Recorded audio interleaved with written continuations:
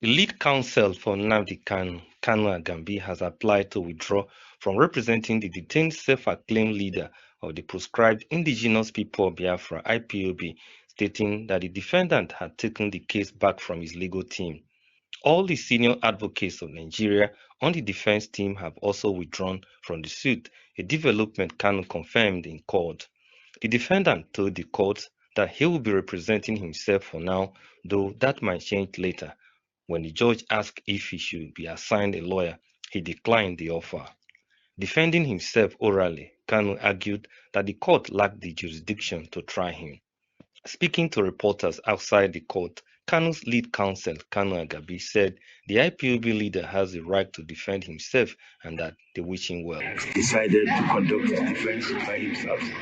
He has the right to do so. We respect that decision. The IPOB leader returned to the Federal High Court Abuja on Thursday to open his defense in the suit instituted against him by the federal government on alleged terrorism. The case is presided over by Justice James Omotosho. When the case was called, Kanu, who had led Nnamdi Kanu's legal team until Thursday, announced his decision along with other sons on the team to withdraw from the case. He named the other sons withdrawing as Onyeshi Ikpeazu, Joseph Akobo, Paul Erokoro, Emeka Etiaba, and one other. After Kanu confirmed the sacking of his lawyers, Justice Omotosho then ordered other members of the defendant's legal team who were in court except the sons to vacate the courtroom immediately. The judge then turned to the defendant and asked him to open his case. Kanu commenced arguing about the jurisdiction of the court to further conduct his trial, but was subsequently overruled by the judge, who insisted that he must proceed with his defense. At that point, Ikpeazu intervened and drew the court's attention to the fact that Kanu's lawyer's withdrawal took effect on the morning of Thursday. He prayed the court to grant Kanu some time to gather his thoughts and compose himself for the task ahead. The prosecuting lawyer did not object, following which Justice Omotosho adjourned the case till Friday, October 24, for Kanu to open his defense. In a motion he personally filed on Tuesday, Kanu assured the court that he was prepared to begin his defense pursuant to order of this honorable court made on October 16, directing the defendant to commence his defense on October 24, 2025. Kanu informed the court of his plan to call a total of 23 witnesses divided into two categories. The first category, he said, would be those he called ordinary but material witnesses. He further informed the court that his second category of witnesses will be vital and compellable and shall be summoned under Section 232 of the Evidence Act 2011.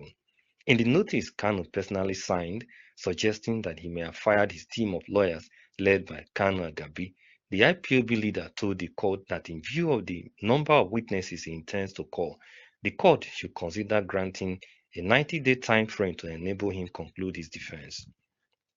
He told the court that he would testify on his own behalf, providing a sworn account of the facts, denying the allegations and explaining the political context of his statements and actions. Among those Kanu listed as compellable witnesses are a former Minister of Defense, General Theophilus Danjuma, a former Chief of Army Staff, General Tukur Buratai, as well as Babajide Sanwo-Olu and Hope Uzodinma, governors of Lagos and Imo states, respectively. He further listed current Minister of the Federal Capital Territory Administration, Nyesom Wike, his works counterpart, Dave Umahi, and the immediate past governor of Abia State, Okezie Ikpeazu. Nnamdi Kanu also listed the immediate past Minister of Justice, Abubakar Malami, the immediate past Director General of the National Intelligence Agency, Ahmed Rufai Abubakar, his then colleague at the State Security Services, Yusuf Magaji Bichi, and several witnesses whose identities he did not reveal. Kanu in the notice promised to provide the sworn statements of all voluntary witnesses to this honorable court and to notify the prosecution within a reasonable time. He assured that no precious time of the honorable court will be delayed, stressing that it will interest the honorable court and the general public that justice is not only done but manifestly seen to have been done. Kanu's motion offering to open his defense came on the same day Magistrate Court in Abuja ordered the remand of his special counsel Alo Ejimakor and 12 others who were among those protesting against Kanu'S continued trial. The police charged the 13 persons with various offences, including criminal conspiracy, disobedience of a lawful order, inciting disturbance, and disturbance of public peace, contravening sections 152, 114, and 113 of the Penal Code. The magistrate who stood down the case later ordered that the defendants be remanded in Kuje Correctional Center and adjourned the case until October 24 for arraignment. Meanwhile, the Federal Capital Territory Police Command has arrested human rights activists and the presidential candidate of the African Action Congress (AAC) in the 2023 election, Moyele Sowore. Sowore was reportedly arrested on Thursday by armed policemen within the premises of the Federal High Court in Abuja shortly after showing solidarity with the detained leader of the Indigenous People of Biafra (IPOB), Nnamdi Kanu. You'll be out.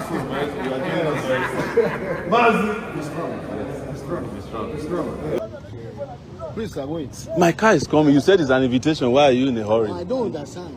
Yes. Well, only they have the picture.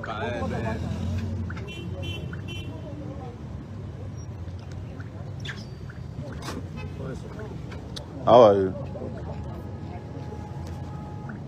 Is this your car? Yes. So they follow us from behind. Let me give them my stuff.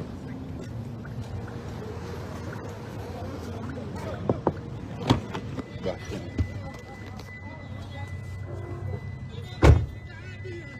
What's going on?